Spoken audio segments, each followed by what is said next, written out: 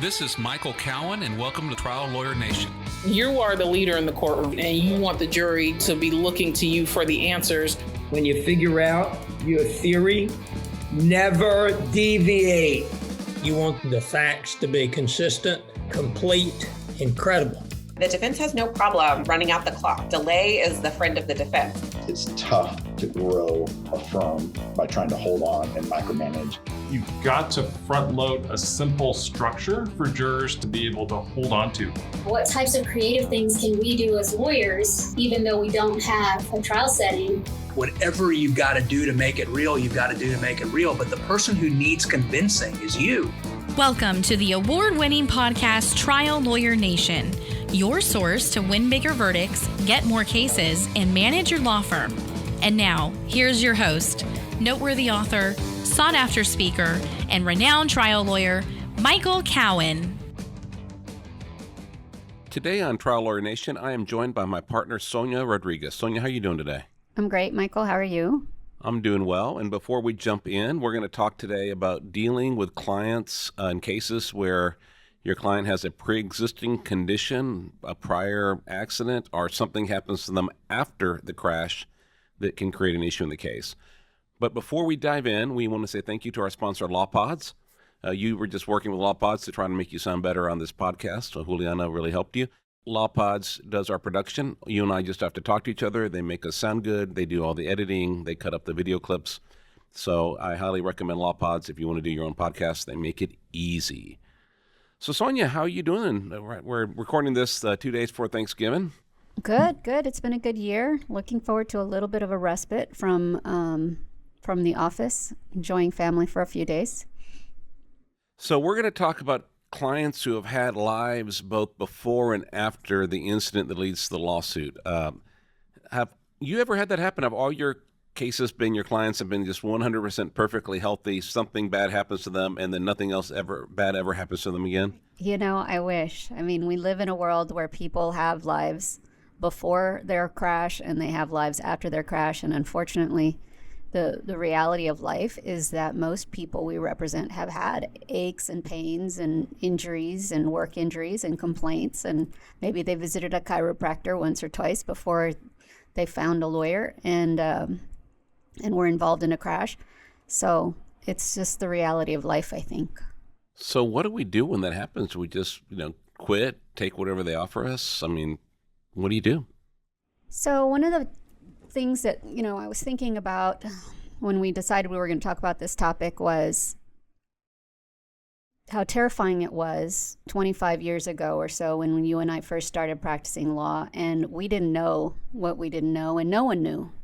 And you could have a client who told you they'd never had any back pain ever before, and the odds were that most insurance companies didn't have the data set to be able to go back and check the truth and to know about it. But times have changed so much since then. And now the information is everywhere. And I think, remember back in the old days, they used to just simply do like a Southwest, what was it called? Insurance Bureau research report they would pull, and they might see some claims, and then you would have to argue about an insurance adjuster about whether that was a windshield damage claim or a bodily injury claim. And insurance companies had very little information about our clients' medical pasts back in the old days, but times have changed completely. And so now I think just going into a case and meeting a client for the first time, knowing that everything is going to be out in the open, whether they like it or not, whether we like it or not. And there are databases out there that are incredible. I mean, we use one. Now, we have to have a client's permission, but I have a feeling that the insurance companies get things without client permission. Plus, if you have your client just sign an open-ended medical authorization, they're definitely doing all this on you, but I think they do it anyway. And we can get, for a period of years, every single prescription that was filled and every single diagnosis by every single doctor that's at least in the database. Now, there may be some cash pay doctor that's not in the database, but if there was an insurance claim filed, or I think even Medicare and Medicaid, they're showing up on these databases, and they're knowing who these, so we see cases that, we ask our clients, what doctors have you seen? And all of a sudden we see the defense ordering records from other providers that we'd never heard of. Well, that's how, because they're going through these databases. And there's sometimes a database error. Sometimes it's someone else with a same or similar name and a different birth date, but not always. And sometimes it is our clients, had things that either they didn't tell us about or honestly that they honestly forgot about. Because sometimes it was something minor or something a long time ago.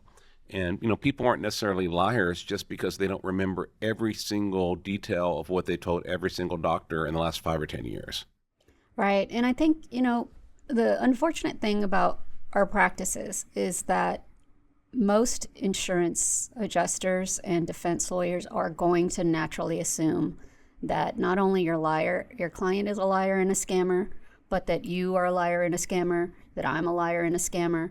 And so, embracing the truth and knowing ahead of time what the facts are going to be critical, because I think it's important to lead with the truth and come with the truth and deal with it. You told me an interesting story about that yesterday at lunch, because you were mentioning there was a case where our client had a it's a neck injury case, and our client had a cervical fusion, 11 years before the crash or something like that? Yeah, 15 years before. 15 years before. And you actually told the defense lawyer about it up front, and you were very adamant. Like, you put in your report that I told you about that, not that you discovered it and not that we're lying. Why was that so important to you that the insurance company knew that this came from us and not something that they found?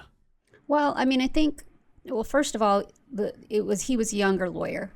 And so I knew when he found a remote cervical fusion, or even when he's going to see the x-rays of my client's neck. And so when he saw that, he was going to have what he thought was an aha moment. And he was going to run to his carrier with this aha moment. And between him and the adjuster, they were probably going to high five and jump up and down and be so excited that they caught us in a lie or a scam or a cheat. And I wanted to make sure that this young lawyer knew that I knew about the fusion, and and I wanted him to put in his report that to the carrier that I had told him about the fusion because of 2 reasons. Number 1, I wanted him to know that I wasn't a liar and a cheat and a scammer, and neither was my client. But also, I wanted him to appreciate that I'm trying to help him save money. I said, you can go through 15 years of looking at medical records and you're going to see this there. You're going to find this there. But whether he believes me or not, I told him I want to help you.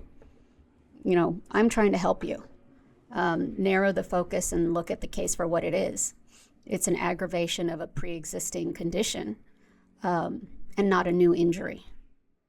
Yeah, but the fact is, if someone had like in that case, had a neck surgery 15 years ago, the surgery was a success. I don't know, but I'm assuming maybe a little ache and pain every now and then, but nothing major going on with your life. Everything's fine till some idiot rear ends you. Right. And now your neck is even more susceptible to injury because it doesn't have all the movement it had before. Now you have extra stress on the joints and discs around where the fusion was. You've had accelerated deceleration, probably adjacent level disease, which makes you even more susceptible to injury. And so, it's just showing the before and after. And so instead of that being a weakness, it is a strength for a couple reasons. One, it's a strength because it shows that your client was even more fragile, more susceptible to injury, and makes it more believable your client got injured in that crash, which is sometimes really important when there's not the most property damage in a case. But the other things, it also shows that your client's a fighter, your client's a survivor. Your client had a prior injury, they battled back, they were doing fine, they did the work to get better, and now because some idiot wasn't paying attention, now they're back where they were, and that's really a tragedy, and that's something that deserves compensation. And I think that when we can get those medical records from the intervening time period and use those medical records to tell a story along with friends and family members and photos and videos of their lives, and these folks leading their lives and having active lives and not impaired by the kind of pain that they're experiencing because of the crash I represent them for. It kind of puts a picture together that a jury's going to believe that somebody did have a remote injury long ago and came back from it and was, living a good life, but for the actions of this reckless trucking company.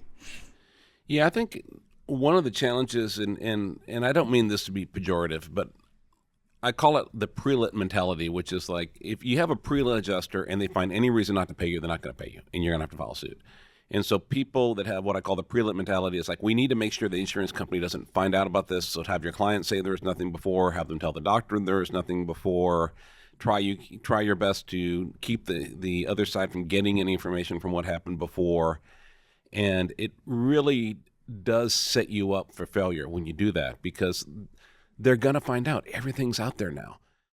And so then you set yourself up where your client looks like a liar because you've said something, your client said something, maybe it's in their deposition, or even if you haven't filed suit yet, it's going to be in the medical records. And, and certain, not all medical providers, but also some medical providers think they need to not put it in the history because they want to get paid. They're trying to help the case. So, educating them like, hey, an aggravation case is a perfectly fine case and everyone's going to know. So like just, if the client said, I had some problems before, then you need to take the time, doctor or nurse or whoever's doing the history and ask the questions like, well, what was it like before? What was it like after? What has changed? How has it changed? And, maybe asking for some old records or old films and doing the work to find the aggravation and show what the difference is. But we really, when we embrace the truth, we win our cases. When we try to run away from the truth or just wish it away, we lose our cases. Well, we were brainstorming last week, Michael, you and I, about how to address this case where I have a crash with a tractor trailer, and we know the defense has these records from 3 months before where my client was visiting a chiropractor for low back pain, the same low back pain that he's complaining of with radiculopathy stemming from this crash. And so, I thought it was really smart. You made sure we had all the records from that facility, and we looked them closely. And what they showed was that our client saw a chiropractor for low back pain, and that resolved. He stopped going to the chiropractor for low back pain 3 months before our crash. So, do I wish it wasn't 3 months before? Sure. But he stopped going back, and his complaints had ceased. And he didn't have an x-ray or an MRI, or he didn't have any kind of injections for that pain. So, we were able to resolve that claim, but I came in with the truth, knowing about it and having a story and an explanation for it. And, you don't lose credibility with your opponent because you're going to see these people over and over again. Yeah, and once you get litigating, when you think about the long term, not just about their examination of your client, but the how the whole case is going to play out, they're going to hire a doctor at some point. They're going to hire a doctor that says most injuries get better on their own in 6 to 12 weeks, whether you treat them or not. And so at the end of the day, you say, well, this person had a prior injury, right? Most injuries get better in 6 to 12 weeks. They went to the doctor for 10 to 12 weeks. They stopped going to the doctor. Wouldn't you agree that more likely than not, this prior injury got better on its own like most of them do? And, that prior injury is not the cause of any of the symptoms we have now. And they have a lot of trouble arguing on one hand that any injury from our case should have got better in weeks, but yet any prior injury didn't. So either they have to admit that or they just look like, they have no credibility. Because they're arguing, well, the crash that I'm being paid to defend could never hurt anybody, but any other incident, no matter how minor in the past, never gets better, no matter what the medical records say. Most of them won't go there, but if they do go there, it's a gift to you because it shows they're being deceptive. But we really have to, just change our mindsets about how we approach these things. And, I think it starts with, the defense is going to do their job. They're going to go ask your client. They're going to send you discovery. They're going to use databases. They're going to dig. Sometimes, like in smaller towns, they just order the ER, the medical records from every single hospital. There's only 2 hospitals or 3 hospitals in town. They just order them on every case because odds are if your client had problems, they went to one of those hospitals. And so you just have to start thinking like a defense lawyer and start doing, we go first. We have the case before we filed it. We have the case before we answer discovery. And, we started really pushing on from our first client meeting, educating our clients about it's okay that you had a life before, but we have to tell the truth and giving some examples like this is what's happened with clients who told the truth and we had everything here and they had some problems before, but it got worse and we had great recoveries. And here's what happened to some people that either didn't remember or didn't tell the truth and they look like liars and they either lost or they got almost nothing. And so you know, which one do you want to be? So you ask them, but we also are doing the double checking. There is a great database called Settlit, Settlit, that we're starting to use now, that we can, you know, I don't know how accurate it is, but to me it's scary because it gives you prior doctors, what the codes were that were used. It gives you prescriptions, and you know, just by seeing what prescriptions they were filling, you know, you can just Google them and see, okay, this is a painkiller, this is a, you know, like if someone has gabapentin, well, maybe if you had gabapentin, you might have nerve pain, but it also is used for some other things. Right. I mean, you pointed out, like, not every database is perfect. There's always going to be glitches in them. But, you know, I think that if you're being proactive about it, you know, we always trust our clients and we believe our clients, but we always double check. Yeah. Tell us a story about your elbow. I mean, you had your elbow checked out and nobody's calling you a liar. Yeah, so, well, people do call me a liar, but but in this case, I had no reason to lie. So I broke my arm a couple months ago. I was running. I tripped on an uneven piece of sidewalk, and when I fell, I tried to catch myself, and it ended up fracturing a bone in my left arm near the elbow. And, you know, I'm following up with the ortho, and he looked at the x-rays. He goes, yeah, your arm's definitely broken. That's not what I wanted to hear. But have you broken that arm before? And I said, I don't think so. Because in my mind, I knew I'd had an elbow fracture, but sitting there back in 1987, and I thought it was my right arm. And then when I was driving home from the doctor, I started actually, I wasn't allowed to drive. I was Ubering home from the doctor. It sucked. But when I was heading home from the doctor's office, I realized, wait a minute, I kind of reconstructed the 1987 incident in my mind and realized I had broken my left arm, but, you know, I got to do the math now, 37 years in between, I had forgotten some of the details. And frankly, there's times when I just totally forgot things that have happened to me, you know, 3, 5, 10 years ago. Unless someone else brings them up, I honestly just don't remember. You know, maybe I went to the doctor like 2 or 3 times for back pain or a neck pain, but it went away in years past and it never bothered me again, so I just didn't remember. Or maybe I went to the doctor because I had the flu and does your back hurt? And that day it did, and I said yes. It doesn't mean I was constantly treating for back pain, but I wouldn't remember what I told the doctor 4 years ago, especially if I was there for something else. So yeah, I think it's really important not to assume that our clients are liars just because they have imperfect memory. Well, I mean, I do think that there are cases where clients, you know, may have been warned or told by doctors or other lawyers or our friends and family members, you know, don't mention that to your lawyer, it'll hurt you. Mm-hmm.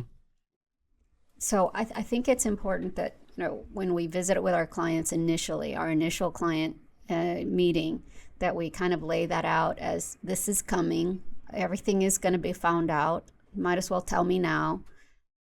I can deal with what I know. I can't deal with what I don't know. And you start trying to lower the guard, you know, get them to relax a little bit with the information. But I think it's also super important to make sure that the treating healthcare providers are on board. And the minute we have information, we start sharing it with the treating doctors through the client. But it's also a mindset thing in the office, because I've had some inexperienced paralegals who have seen in our file prior medical from a primary care provider that shows no treatment for a back or neck injury, and they don't want to produce it because they say, well, I don't want to produce it because it's you know, unrelated to the crash, and it doesn't say anything about the neck or back in the years before the crash. And I was like, that's exactly why I want it produced. Exactly. I want the defense to see that there was no complaints of neck or back in the months, but in years before the crash. Yeah, when they say it's all degenerative conditions, get their primary care physician. Like, who's your family doctor? Who do you go to for checkups and flu? And get those records for 5 years. What pharmacy do you go to? And get those pharmacy records. And if they're not filling pain prescriptions and they're not telling their doctor their neck or back is hurting, you know, they didn't have anything that significantly was impacting their life before, and you contrast that to all the treatment afterwards, you've got a pretty compelling story. I always think it's great when we get clients who go to the doctor for every little thing, like a rash or a headache or, you know, an eye twitch or something like that. And you can kind of see this person would have gone to the doctor if they had pain in the neck or back. They would have said something, and there's nothing there. I think that's pretty compelling. Absolutely. And the other thing is, we need, especially if a doctor's going to write a report or if they're going to testify, we need to get them all this information. And it's not just, I've seen people complain to me about a doctor like, well, he fell apart in deposition, and I sent him the prior records. Okay, if you send someone 400 or 500 pages of records and you don't tell them what the big things are that are in there, it is not fair to expect a busy treating doctor to go through and do a full, thorough review of 400 or 500 pages of prior records and find every little thing that's in there. What you need to do is send them the records and say, doctor, you're going to look at these records, and I flagged some dates for you. You need to look at these times they went in, they had these problems. This is what the person said about them.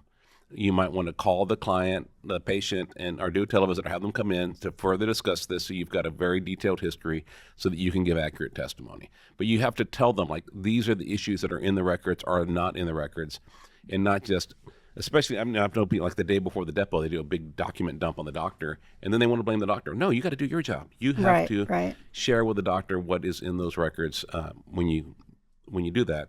And if you say, well, the other side's going to worry that I told it, yeah, I don't care that the jury knows that I told the doctor, hey, my client had some back pain before. Right. I mean, I don't care that I want the jury you knows to know the truth. That I'm coming with the truth, that I wanted the doctor to know the truth. What are they going to accuse you of? Yep. I think besides like the settle it case, besides getting their PCP, the primary care physician records and pharmacy records, if they have health insurance, get a health insurance claims history. If they have Medicare, Medicaid, get a Medicare, Medicaid claims history. Again, pretend like you're the defense lawyer investigating your own client so that you can help your client tell the truth. And, ideally you do this before you have to answer discovery.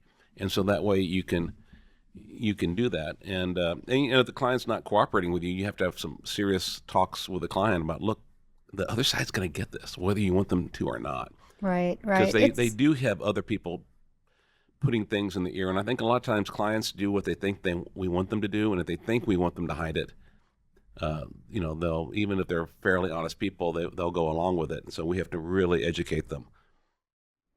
Yeah, I mean, I think that's true. And the other reality of it is that the client's trying to maximize the value of their claim, and they don't have the expertise that we do. And so, they're trying to be helpful. I think early honest conversations with people, and then making sure that the staff is on the same page we are about needing to know, make sure that everybody keeps that on the up and up. And if truly, I have seen things where someone had a surgical recommendation prior, the MRIs looked exactly the same prior, well, then you need to move on. You just you can't wave a magic wand and make a bad case turn into a good case. And it's not very often. Most of the time you can show a difference, but every now and then you can't. I mean, I went and tried one where the MRI actually looked better after our crash than it did. Oh my goodness. 9 months before. That was a tough one. Well, I mean, I think that didn't go well. Our listeners are probably thinking, well, what if I get, my client's primary care physician records, and they show that, for 3 or 4 years leading up to this crash, she saw her primary care physician occasionally for low back pain, and she was given medication. I don't think that's fatal to your claim. I mean, I really don't. Not. You go in there and you find out what the client could do physically and how the medication was helping, and then you do kind of a before and after. And that's why it's critical to get collateral witnesses, friends, family members, co-workers, who are going to say, well, yeah, she didn't need help at work carrying things before, and she does now. It's not fatal to your case to find it, but I think can be fatal to your case to not look for it. Each year, the law firm of Cowen Rodriguez Peacock pays millions of dollars in co-counsel fees to attorneys nationwide on trucking and commercial vehicle cases. If you have an injury case involving death or catastrophic injuries and would like to partner with our firm, please contact us by calling 210-941-1301 to discuss the case in detail and see where we can add value in a partnership. And now, back to the show. Yeah, I mean, you and I are both, let me put this delicately, we're at an age where it's unrealistic to think we would never, ever have any back pain in our lives. Right. I mean, it's going to be, but it's not something that's constantly interfering with our lives. We're able to function. We're able to do things. But you have occasional aches and pains as you get older. But I do think it is so important. You can't put it all on the client, and the medical records don't tell the whole story. And so, yeah, really, when you have people that knew them, I mean, the further out you have, I mean, coworkers are better than family members. Family members are better than spouses. Neighbors are better than family members. But family members are going to know things that other people don't know. I think it's good to have a mix. But the other thing is, if we can support them with stories or even better with videos. Yeah, photos and videos. I always look, if I have a woman client and she's complaining of low back stemming from a crash, my favorite thing to do is look back at old family photos and videos and see if she's wearing heels. Because if you can wear heels, your back pain is not so bad. Yeah. And so, I mean, I think that's an easy way to help a jury understand, she was able to dance in heels and she can't wear heels now, or whatever that's going to be. But, you're looking for details in the photos and the videos of what they're able to do, even if it's subtle. And it takes asking over and over again to get all the photos and videos. It takes getting a paralegal or someone else, or associate, to go get on their social media, but their friends' social media too. I mean, you go look at their friends and talking to the friends and family witnesses. If you look at my phone, you're not going to see very many photos of me or videos of me, because I'm not taking photos of myself all the time. But you're going to see photos of my wife, of my children, of my friends.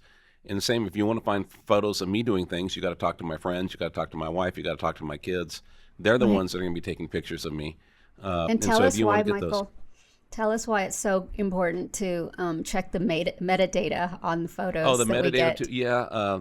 So if you have a sophisticated opposing counsel, they will run the metadata and will have the date and sometimes the location where the photo was taken. And my client didn't lie. Actually, it was his wife. But we had asked for before and after photos, and there was an aggravation case, and there was a photo of my client working on the roof. And it was told to us that this was a photo from before the crash, and the other side had run the metadata. And, the wife actually told the truth on the stand, like, was this taken before or after the crash? Oh, after. Well, why the hell did we have a picture of him working on the roof after the crash? That doesn't help. Yeah, it was very frustrating. So now, you can, a lot of times you can just right click on the photo and you can look at the details, and includes the metadata when it was taken. But there's also programs that do it. But I think, definitely try to figure out when those photos and videos were taken. Because again, the defense is going to do it. And it's just one little, yes, it's a pain in the ass to do. It's one more thing we have to do. But again, sometimes people just aren't that sophisticated. So like, show us pictures and they find the picture and they don't even think about when it was taken. But that picture was not, that was one of the moments at trial that probably helped lead to a verdict that is not on my website. Well, I mean, but it's the importance of looking at what you've got. I think sometimes we're so excited to find a great photo that helps our story and helps our case. And then, it would have been nice to remember to look at the metadata to get the date. Yeah. But when you put it all together, it really can work. And the other thing is, when you're working with the clients, they sometimes think they have to find this perfect witness that spent a lot of time with them before, spent time with them right afterwards, spent time with them since. And there aren't that many people. But Mallory and I tried a case a couple years ago, and it was an oil field worker.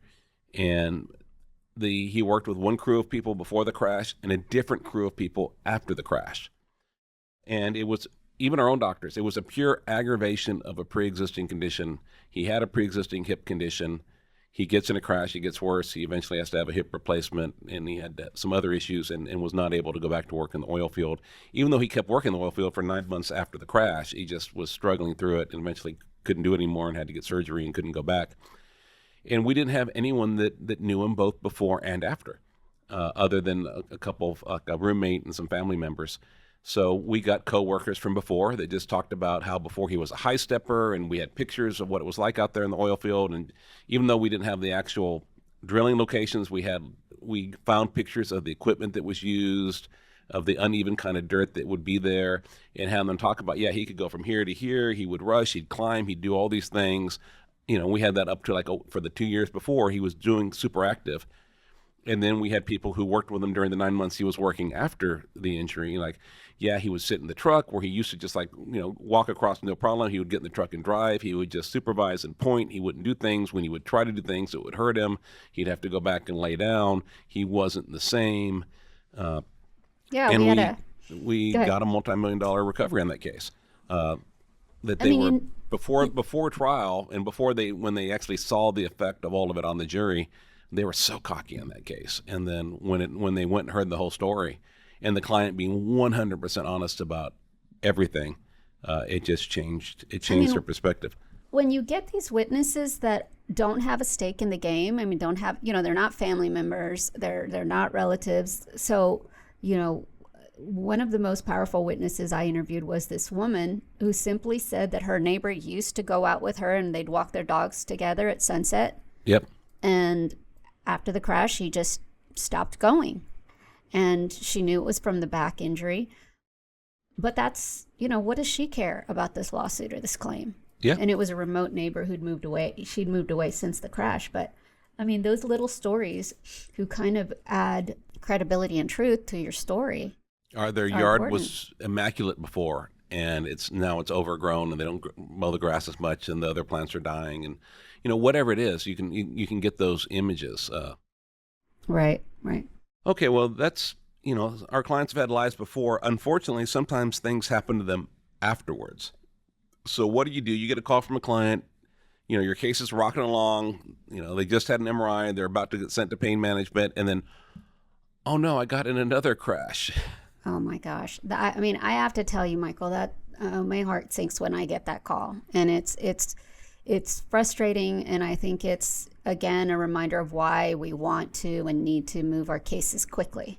Because life happens and life goes on. And the longer you live with a case on a litigation docket, on a trial docket, the more chances there are of something going wrong. And my worry is always that my client's going to have another wreck. And so... and it happens every year. It does. And it's frustrating. But we can't just abandon the claim immediately, right? That can't be your knee-jerk response to abandon the claim. I think the first thing I think of doing is making sure that we engage the treating doctors and that they know what's going on and that the client understands that case may change complexity. We want to know every detail about that subsequent crash. Having the photos and having an understanding of the photos. It's always nice when you have a subsequent crash and there's little to no property damage or anything like that. But you're going to have to tell a story of what that means because, again, the insurance company is going to find out about it. I frankly think that the insurance companies are looking more for prior injuries than they are for subsequent stuff. But no doubt, if your client hasn't been deposed already, they're going to have to, testify to it. So you might as well know every detail that you can about it. And then, frankly, the value of the claim changes based on all the details that about the crash. How severe of the crash was it? Did the client's complaints of pain change after the crash? What are some of the other things that you like to look at? The biggest thing is educating your client early, like bringing them in, talking to them like, look, here's the deal. If, you've got your first claim going on. Now, if you want to open a second, if you want to make a claim for the second crash, that's your choice.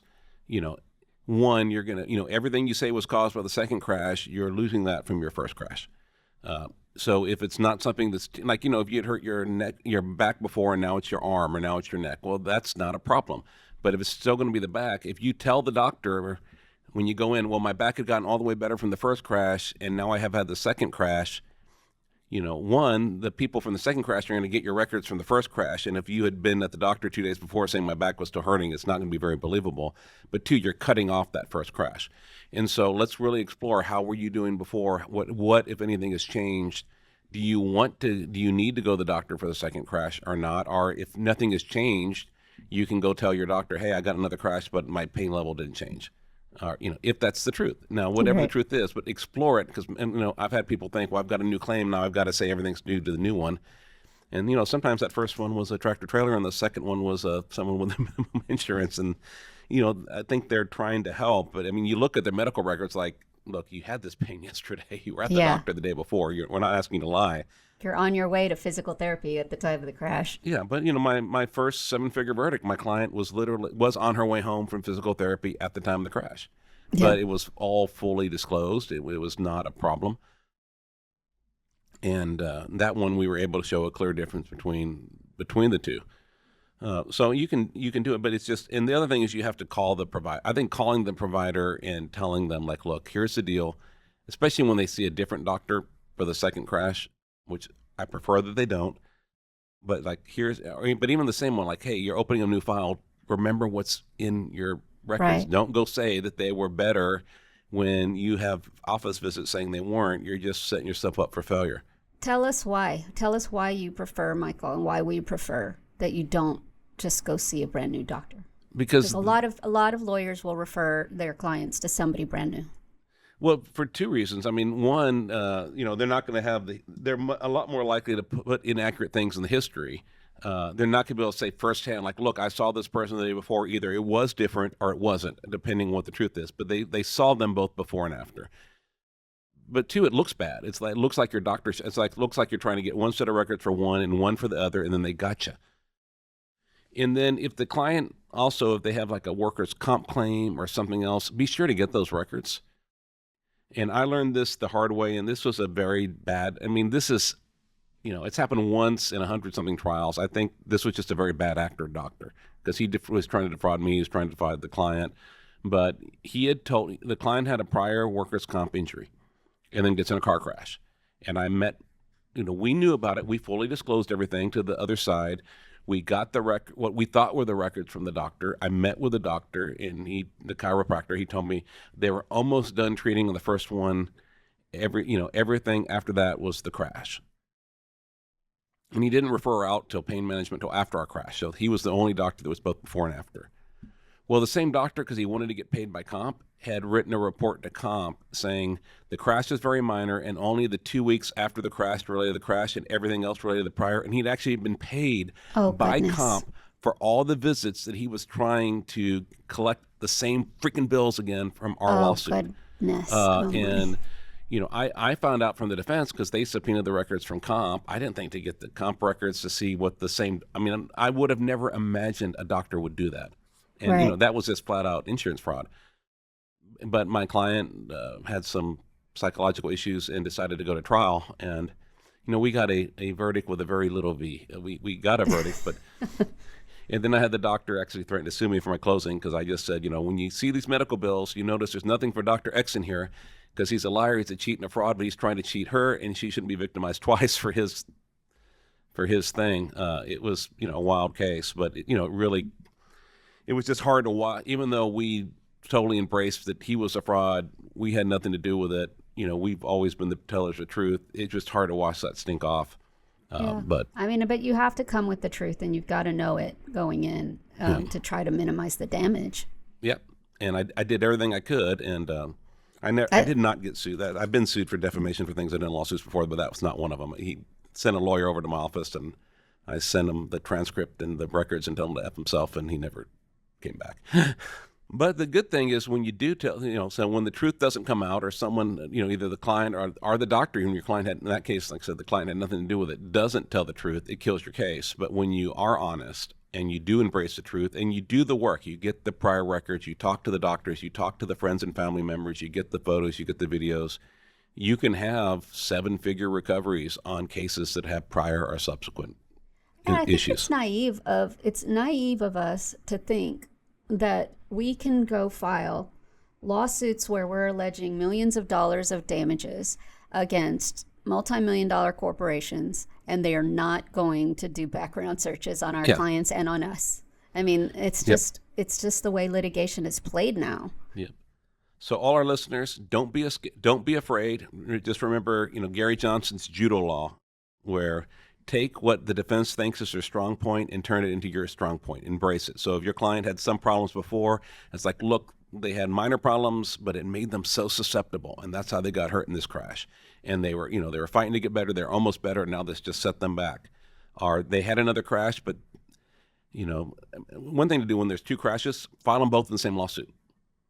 Because I guarantee you that second crash is going to hire a doctor saying everything's pre-existing. And like, yeah, it was, and let them fight with each other about who caused what. Yeah, I've done that in one case before where you allege an indivisible injury and you say they both, let the jury decide which of the two crashes caused the injury.